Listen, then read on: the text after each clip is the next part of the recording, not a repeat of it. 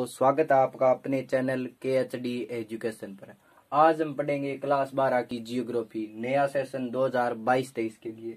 तो हम बात करने वाले हैं चैप्टर फर्स्ट की। ठीक है, तो स्टार्ट करने से पहले एक छोटी सी रिक्वेस्ट है आपसे, जो हमारा चैनल है KHD एजुकेशन को सब्सक्राइब कर दीजिए। ठीक है, ताकि जो भी आने वाली नोटिफिकेशन होगी आपको आ जाए। ठीक है, तो पहले हमने बात कर ली थी भूगोल में, जो आपका था मानव का प्रकृतिकरण।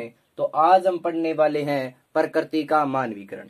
ठीक है, मानव की प्रकृतिकरण में हमने पढ़ा था कि पूर्ण रूप से प्रकृति है वो प्रकृति पर मानव निर्भर था, यानी प्रकृति की पूजा करता था, प्रकृति से डरता था। इसके बारे में हमने बात की थी। तो आज हम बात करने वाले हैं प्रकृति का मानवीकरण के बारे में। तो चलो देखते हैं प्रकृति के मानवीकरण के बारे में। तो मानव प्रकृति के नियम को समझते हुए, यानी मानव प्रकृति को नियमों को समझने लगा था। धीरे धीरे उनके मानसिक विकास हो गया था और अनेक प्रकार की जो भी प्रकृति के द्वारा क्रियाएं होती थी उनको मानव क्या समझने लग गया था। और उनको समझने के साथ साथ अनेक प्रकार के ज्ञान ज्ञान उसमें उत्पन्न होने लगा था। उसी के अनुसार प्रकृति में जो भी संसाधन बने हुए थे उनको परिवर्तित कर अनेक प्रकार के भूदृश्यों की कृत्रिम रचना करने लगा था। उसे कहा गया था प्रकृति का मानवीकरण। ये देखो कि मानव प्रकृति के नियमों को समझते हुए तकनीकी विकास, क्षमता, कौशल तथा आवश्यकता अनुसार प्राकृतिक संसाधनों को परिवर्तित कर भूदृश्यों की रचना की। उसे मानव का प्रकृतिकरण कहा गया। क्या कहा गया? उसे मानव का प्रकृतिकरण कहा गया। यानी जिस प्रकार आपने देखे होंगे नदियां होती है, क्या होती है? इस प्रकार मान लो नदियां होती है। नदियां क्या होती है? प्राकृतिक होती है। लेकिन जब हम उसके ऊपर पुल बना देते हैं, क्या बना देते हैं? पुल बना देते हैं, तो वो क्या हो जाता है? कृत्रिम हो जाता है, यानी मानव के द्वारा निर्मित किया जाता है। उसी प्रकार प्राकृतिक संसाधनों पर मानव कृत्रिम रचनाएं करने लगा था। उसे क्या कहा गया था? प्रकृति का मानवीकरण कहा गया था। ठीक है, उसके बाद है कि इस अवस्था में मानव प्रकृति के प्रति निष्क्रिय नहीं था, यानी प्रकृति की कुछ भी नहीं मानता था। खुद मानव प्रकृति में परिवर्तित कर अपने भूदृश्यों की रचना कर रहा था। वह प्रकृति पर विजय प्राप्त की। उसने प्रकृति पे क्या प्राप्त की? विजय की। लेकिन पहले हमने पढ़ा था मानव का प्रकृतिकरण, उसमें मानव पूजा करता था प्रकृति, लेकिन इसमें ऐसा नहीं है। प्राप्त कर अनेक प्रकार के नदियों पर पुल बनाए। अब देखो भूमि क्या होती है? प्राकृतिक होती है। भूमि पर सड़क बनाए, रेल मार्गों का निर्माण किया, या फिर समुद्री मार्ग बनाए। और अंतरिक्ष में क्या प्राकृतिक होता है, तो वहां उपग्रह स्थापित किए। तो ये आपका क्या होता है? मतलब प्रकृति का मानवीकरण। इस अवस्था में मानव भूगोल में एक नवीन विचारधारा का जन्म हुआ। किस विचारधारा का? नवीन। तो उस विचारधारा का नाम है आपके संभववाद। सबसे इंपॉर्टेंट क्या नाम है इसका? संभववाद। ठीक है, तो आगे बात करते हैं हम संभववाद की। नवीन विचारधारा माना जाता है संभववाद को। संभववाद की अगर हम बात करें तो संभववाद की आपकी परिभाषा रहने वाली है कि मानव के द्वारा प्रकृति पर नियमों को समझकर अनेक प्रकार के भूदृश्यों की रचना करना ही क्या कहलाता है? संभववाद कहलाता है, जिसे क्या कहते हैं? प्रकृति का मानवीकरण कहते हैं। और यही क्या था? आपका संभववाद था। अगर संभववाद के समर्थकों की बात करें, यानी कौन कौन से? भूगोलवेत्ता थे। ये क्या आपके भूगोलवेत्ता, यानी कौन कौन से ऐसे भूगोलवेत्ता है जिन्होंने संभववाद की रचना की? जिस प्रकार फ्रांस के थे। कहाँ के थे? फ्रांस के, यानी लूसियन है, फ्रेबे है, पोल भी डाला डी ब्लास है, ठीक है, जीन ब्रूस है।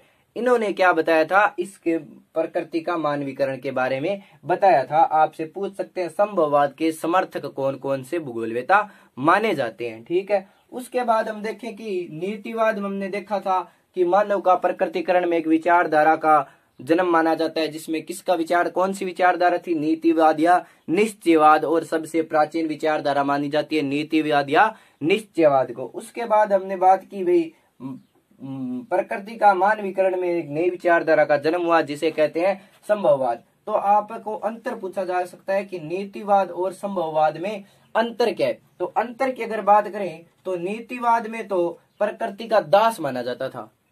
कौन माना जाता था? मानव था, वो प्रकृति का दास था और प्रकृति के क्रियाओं को महत्व दिया गया था। यानी नीतिवाद में प्रकृति को सब कुछ माना गया था और प्रकृति की ही क्रियाओं को महत्व दिया गया था। लेकिन बिल्कुल इसका विपरीत हो जाता है संभववाद में।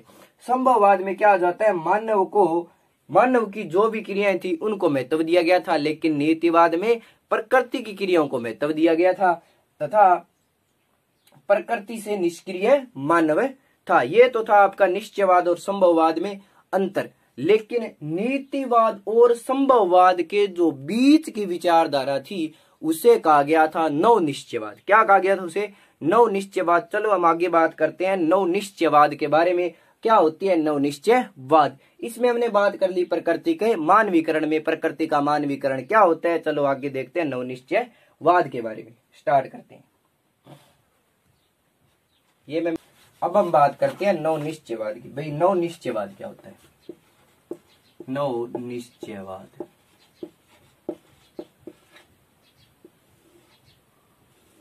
नव निश्चयवाद हमने बात की थी नीतिवाद या निश्चयवाद है, और दूसरी हमने विचारधारा पढ़ी थी संभववाद।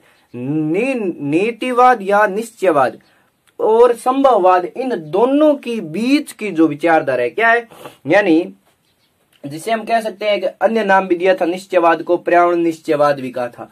यानी हम कह सकते हैं कि निश्चयवाद या निश्चयवाद व संभववाद, निश्चयवाद व संभववाद के मध्य की विचारधारा क्या कहलाती है? आपकी नव निश्चयवाद कहलाती है। इन दोनों के बीच की जो विचारधारा है उसे हम क्या कहा गया था? भाई नव निश्चयवाद कहा गया था। और ये इस नव निश्चयवाद के आपके एक भूगोलवेत्ता है जिन्हें जनक माना जाता है, वो है आपके ऑस्ट्रिया के। कहाँ के वे इनके जनक? ऑस्ट्रेलिया के जनक माने जाते हैं। और उस जनक का नाम है आपके सबसे ग्राफिथ टेलर। क्या माना जाता है भाई? ग्राफिथ टेलर। सबसे इंपॉर्टेंट रहने वाला है ग्राफिथ टेलर। क्या माना जाता है? ग्राफिथ टेलर नव निश्चयवाद के जनक। और इसे क्या माना जाता है? नव निश्चयवाद के जनक माना जाता है। किसे माना जाता है? ग्राफिथ टेलर को माना जाता है। ठीक है। अगर इसके वैज्ञानिक दृष्टिकोण की बात करें तो जिसमें प्रकृति का नियंत्रण नहीं बल्कि प्रकृति के प्रभाव की भी व्याख्या की है। इसमें क्या है? प्रकृति पर नियंत्रण तो प्राप्त कर लिया था, वो तो कर ही लिया था, प्रकृति पर नियंत्रण था, लेकिन साथ में इसने क्या किया था? प्रकृति की व्याख्या भी की थी। प्रकृति की व्याख्या भी इसने की थी। किसने भी? ग्राफिथ टेलर ने। वैज्ञानिक दृष्टिकोण से अगर देखा जाए तो इसी कारण ग्राफिथ टेलर ने नव निश्चयवाद को रुको और जाओ की नीतिवाद कहा गया था। इसी नव निश्चयवाद को क्या कहा गया? रुको व जाओ विचारधारा, रुको व जाओ नीतिवाद, रुको व जाओ नीतिवाद की विचारधारा भी कहा गया है। आपसे पूछा जा सकता है रुको व जाओ नीतिवाद किसे कहा गया है? तो नव निश्चयवाद को क्या कहा गया है? रुको व जाओ नीतिवाद कहा गया है। ठीक है। और इसमें क्या है? मानव जो भी चयन करता है, अपना चाहता है वो कर सकता है। तो इसमें क्या है? मानव नव निश्चयवाद में स्वतंत्र है। ठीक है। इस कारण नव निश्चयवाद को, किस कारण की मानव चाहता है वो कर सकता है, इसी कारण कनाडा का एक भूगोलवेत्ता था जिसका नाम है जॉर्ज टेथम। उसने इसी संभववाद को व्यवहारिक संभववाद कहा है। क्या कहा है? व्यवहारिक संभववाद।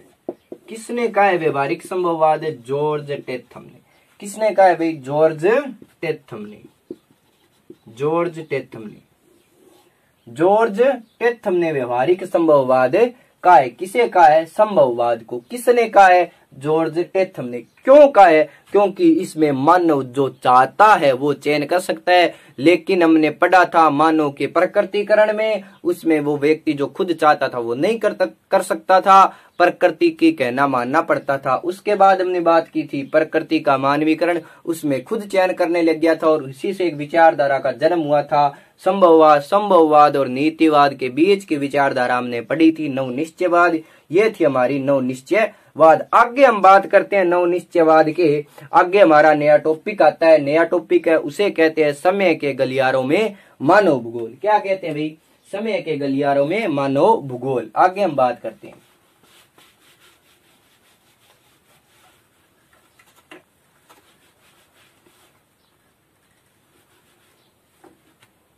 समय के गलियारों में मानव भूगोल। समय के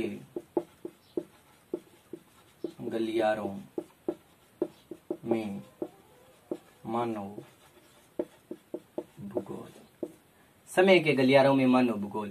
इससे हम कह सकते हैं कि ये समय के गलियारों में मानव भूगोल, मतलब हम मानव भूगोल का इसमें क्या पढ़ेंगे भाई, इतिहास पढ़ेंगे। क्या पढ़ेंगे, इतिहास। इसमें हम पढ़ेंगे मानव भूगोल का इतिहास, यानी मानव भूगोल किस प्रकार विकसित हुआ, धीरे धीरे हम पढ़ेंगे मानव भूगोल। ये तो आप जान ही गए होंगे अब भाई मानव भूगोल क्या होता है, कि मानव तथा प्रकृति के बीच जो अंतर संबंध होते हैं उसे क्या कहते हैं, मानव भूगोल। अगर हम मानव भूगोल के इतिहास की बात करें तो मानव भूगोल की 15वीं शताब्दी से और 16वीं शताब्दी के बीच में क्या माना जाता है, मानव भूगोल के बारे में माना जाता है। तो मानव भूगोल के विकास है वो 6 चरणों में हुआ है। कितने चरणों में हुआ मानव भूगोल का विकास है, 6 चरणों में हुआ है मानव भूगोल का विकास। 6 चरणों में हुआ है। कितने चरणों में हुआ है भाई, 6 चरणों में हुआ है। आपसे प्रश्न पूछ सकते हैं। तो वो 6 चरण है वो कौन कौन से हैं? नंबर 1 होता है आपका, नंबर 1 आता है वो 6 चरण कौन कौन से है, तो नंबर 1 आता है आपका आरंभिक उपनिवेश काल। क्या आता है भाई, आरंभिक उपनिवेश काल, आरंभिक उपनिवेश काल। और आगे वाला है आपका उत्तर उपनिवेश काल। क्या है, उत्तर उपनिवेश काल। पहला हो गया आपका आरंभिक उपनिवेश काल, दूसरा हो गया आपका उत्तर उपनिवेश काल, और तीसरा आता है अंतर युद्ध अवधि में 1930 तक। तीसरा आता है आपका इससे आगे यानी 1930 तक के मध्य, यानी अंतर युद्ध जो युद्ध था 1900, आपको पता है भाई 1914 के अंदर अंतर वो विश्व युद्ध होता है, उससे तक यानी अंतर युद्ध की अवधि से 1930 तक जो मानव भूगोल। उसके बाद है 1950 से 60 के दशक में। 4 नंबर आता है आपको 1950 से 1960 के दशक में, 1960 के दशक तक। और 5 नंबर आता है आपका 1970 का दशक। क्या आता है भाई, 1970 का दशक। और लास्ट आता है आपका 1990 का दशक। क्या आता है भाई, 1990 का दशक। ये थी आपके 6 चरण। 6 चरणों में मानव भूगोल का विकास हुआ। और प्रारंभिक और आदिम मानव जो आपका सामाजिक व्यवस्था और ज्ञान के अभाव में मानव भूगोल का अत्यधिक विकास नहीं माना जाता है, यानी आदिमकालीन व्यवस्था थी उसके अंदर अत्यधिक विकास नहीं माना जाता है। सर्वाधिक विकास 1970 और 90 के दशक में माना जाता है। भौगोलिक खोज और समुद्री यात्राओं का प्रारंभ हुआ था। उसी के आगे धीरे धीरे क्या होता है, मानव भूगोल का विकास होता है। ठीक है। एक 1859 में मैंने बात की थी, चार्ल्स डार्विन की एक पुस्तक थी जिसमें बताया गया था जीवों की उत्पत्ति यानी ओरिजिन ऑफ स्पीसीज, उसी से माना जाता है सबसे। और उसके अंदर मानव भूगोल का अध्ययन सबसे अधिक लोकप्रिय रहा था। 1859 में था वो, कौन था भाई, 1859 की एक बुक बनाई थी चार्ल्स डार्विन की थी। किसकी थी, चार्ल्स डार्विन की थी। उस पुस्तक का नाम है आपके ओरिजिन ऑफ स्पीसीज यानी जीवों की उत्पत्ति। क्या है भाई, जीवों की उत्पत्ति। उसमें मानव भूगोल का अध्ययन था वो सर्वाधिक लोकप्रिय रहा था। और 18वीं और 19वीं शताब्दी में मानव भूगोल का अध्ययन है वो अधिक महत्व देने लगा था, यानी 18वीं और 19वीं शताब्दी में, 18वीं व 19वीं शताब्दी में सर्वाधिक महत्व मानव भूगोल का रहा था। सर्वाधिक महत्व मानव भूगोल का रहा था। इन 6 चरणों के बारे में हम डिटेल से बात करेंगे, लेकिन आज हम इतना ही पढ़ेंगे। कल हम इनके बारे में डिटेल से बात करेंगे। तो कल आप जो इतना बता दिया आपको इतना आप याद कर लेना।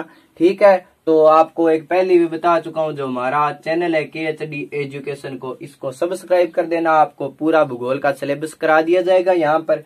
ठीक है। तो जो करवा दिया आप उतना धीरे धीरे याद करते जाएं। और हमारा चैनल सब्सक्राइब और वीडियो को लाइक कर दे। और छोटी सी रिक्वेस्ट एक और आपसे कि जो हमारा वीडियो है उसको अंत तक जरूर देखना। धन्यवाद।